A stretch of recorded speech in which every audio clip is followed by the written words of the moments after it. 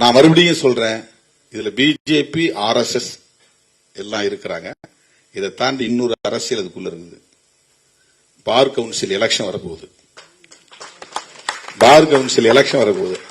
அதை காஸ்ட் போலரைசேஷனுக்காக சாதியவாதிகள் இதை ஊதி பெருக்கிட்டாங்க. பார் கவுன்சிலுக்குள்ள இருக்கிற சாதியவாதிகள் ஒவ்வொருத்தனுக்கும் அமுல்ராஜ், திருமாவளவன், அவங்க ஒரே காஸ்ட். அமுல்ராஜுக்கு எதிராக இது அரசியல் பண்ணணும்னு நினைக்கிறவங்க எல்லாம் பண்றாங்க. அமுல்ராஜுக்கு எனக்கும் பார்க்கிற இடத்துல அலுவலர் சொல்லிட்டதோட சரி, அவருடைய அரசியல் நம்முடைய அரசியல் இது வரலும் ஒரு நாளும் விசிகேவுக்கு அவர் வந்ததில்லை, அவர் இருக்கிற அரசியலுக்கு நான் போனதில்லை. அவர் எலெக்ஷன்ல நின்று வந்து இதெல்லாம் ஆதரவு கேட்டதில்லை. அவருக்கு ஆதரவா விடுதலை சிறுத்தைகளின் வழக்கறிஞர் சிங்கம் போய் பிரச்சாரமும் பண்ணது கிடையாது. அவருடைய சொந்த செல்வாக்கில் அவர் ஜெயிச்சு வந்தார். அவர் அந்த இடத்துக்கு வந்திருக்கிறார். ஆனா எப்படி முடிச்சு போடுறான் பாருங்க. ஏன்னா சாதியவாதிகள் எப்போதுமே சாதியவாதமா தான் சிந்திப்பாங்க. தலித்துகள் ஒருபோதும் சாதியவாதமா சிந்திச்சதே கிடையாது. அப்படி சிந்திச்சதே கிடையாது. நாம எப்பவும் ஜனநாயக பாதையை விட்டு விலக வேண்டாம். நாம் எப்போதும் சமூக நல்லிணக்கத்திற்கு எதிராக செயல்பட வேண்டாம். நாம் எந்த சாதிக்கு எதிராகவும் சாதி அடிப்படையில் செயல்பட தேவையில்லை. வன்கொடுமைகளை கண்டிப்போம், அது வேறு.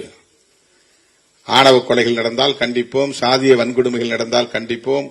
அது இந்த சாதி அந்த சாதி என்பதற்காக அல்ல, பாதிக்கப்பட்ட மக்களுக்காக நிற்போம், அவ்வளவுதான். யார் பாதிக்கப்பட்டாலும் நிற்போம். அதுவே நமக்கு சாதி ஒரு அளவுகோல் கிடையாது.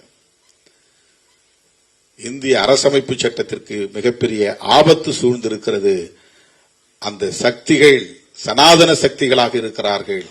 அந்த சக்தியிடமிருந்து இந்த நாட்டை காப்பாற்ற வேண்டும் என்பதற்கு முன்பு அரசமைப்பு சட்டத்தை பாதுகாக்க வேண்டும். அதுதான் நம் முன்னால் இருக்கிற சவால்.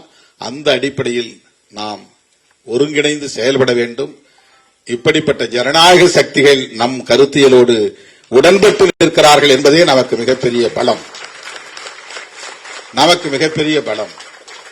உயர்நீதிமன்றத்தில் மிக உயர்ந்த அதிகார பீடத்தில் அமர்ந்து பாதிக்கப்பட்டவர்களுக்காக நீதி வழங்கியவர்கள் இன்றைக்கு நம் பக்கம் நின்று நம்முடைய குரலுக்கு ஆதரவு தெரிவித்திருப்பதை எண்ணி பெருமைப்படுகிறேன்.